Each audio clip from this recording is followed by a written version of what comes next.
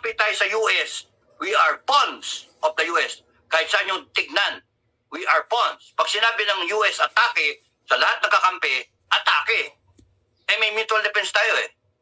Pero tayo, sabihin natin sa US, atake, we've got your back. Yun lang lagi sasabihin nila. At saka merong Congress. Kaya nga ang sa akin, gusto nyo testingin ng Amerikano? Gusto nyo testingin? Madali.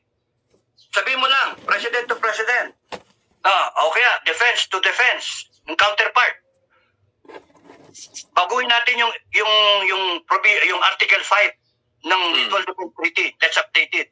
From armed attack, gawin natin and or. Ibig sabihin kahit anong mangyari. Armed attack or hostile aggression. Define mo yung hostile aggression doon. Encroaching, maglagay ka ng mga tawag doon, ng floating barrier, yung hinaharang mo yung fishermen natin, etc. Hostile aggression, yung taking